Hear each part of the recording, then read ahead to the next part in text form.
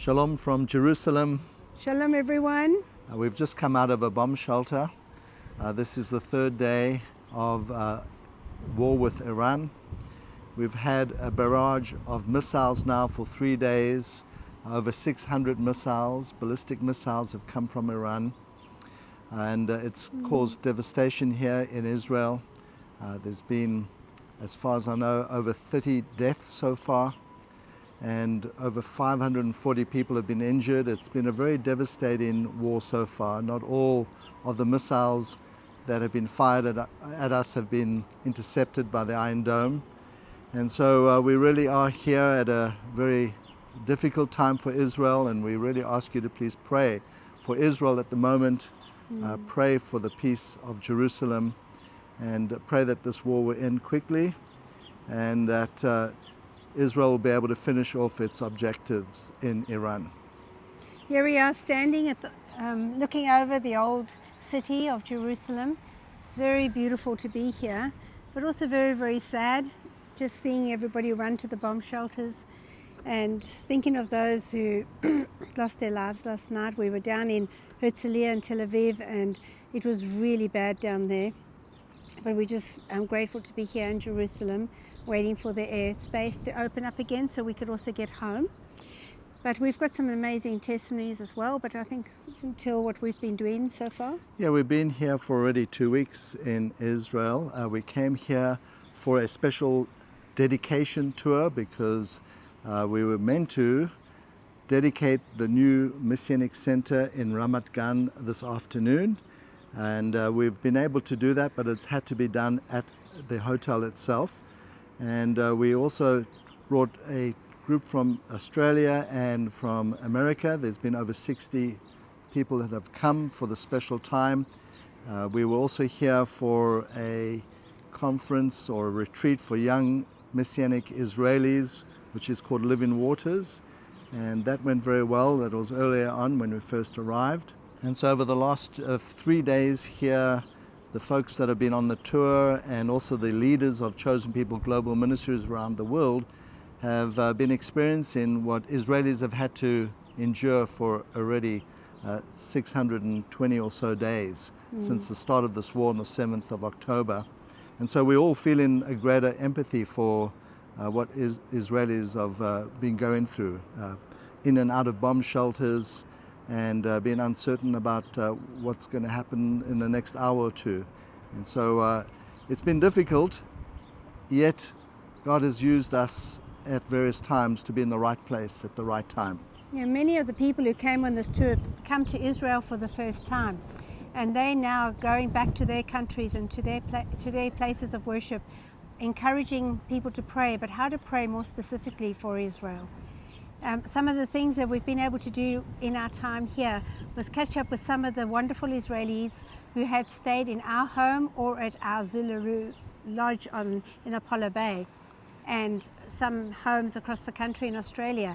And we've been able to catch up with our friends and just be able to talk about things and how they're feeling, what they're going through. And last night, actually in the bomb shelter, was a very special moment where many of us were standing there and we just started worshiping and noticed the Israelis that have been displaced from their homes in the Golan Heights, who were living in the hotels near the coast for already 9 months. They gathered around and listened to us and watched us worship the Lord, and it really touched their hearts. And one of the ladies, Maya, she just was so drawn to our community and our team that we have here, and we were able to share with her. She also came to one of our worship services, and I introduced her to everyone, and she got up and she shared about how grateful she was that people were here from overseas during this time, and it really touched her heart that there were Christians who are standing against anti-Semitism. The other thing that was amazing is in the car park was that I noticed there was a bride, and she was very, very sad. So we went over, Lawrence and I went over to her and her new husband, and we said, Mazel Tov, you're married. And she said, yes, but I've had to cancel my reception and my heart is broken because I can't celebrate with my family. And she started crying. So I just grabbed her and I just held her and I said to her, you know what? We can be your family. And so I gathered some people around and who were with us on this tour, and we started dancing and singing all the Jewish wedding songs, doing Israeli dancing around them. But the most beautiful thing was we were able to bless them. We were able to pray for them, and we prayed a blessing over them. And even the groom had beautiful tears in his eyes. And they just said to us, now we feel like we've had a wedding. Now we feel like we have family. They were so heartwarming and touching. And the other thing is one of our Israeli backpackers came to stay overnight in the hotel with us. We went with her in the bomb shelter. She also stayed this morning for our worship service, and her heart has been so touched. She too got up and said thank you to everybody for their love and for the way that they've come to Israel at this time. And it's really moved her heart. Over the last 3 days, during all this, we've also been having meetings with the leaders of the various ministries and the country leaders from Chosen People Global Ministries. We have 20 countries now that are part of our network.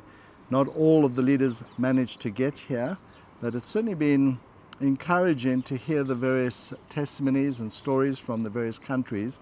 And some of the most moving testimonies and reports were from the team here in Israel itself, who have been serving so faithfully, dedicated team over these last 620 or so days, with all their hearts serving in the midst of a very difficult circumstance. And they've also told us, though, there's something good that God is bringing out of all this pain and suffering, and they've said that they have seen a move of God amongst younger people, and in fact all their Bible studies are full. All their special events are well attended, and not just with numbers, but people are really engaged in what they're hearing, and seems to be a greater openness and interest about Yeshua, about the Messiah, about the gospel. And that's been very encouraging, and in fact very similar story to what we're experiencing back home in Australia right now as well. Yeah. On that note, we also at home have been many Jewish people have been coming to us and saying since the 7th of October, God has really moved in their hearts, and they really believe that Yeshua is the Messiah. So God is really moving in the hearts of his people.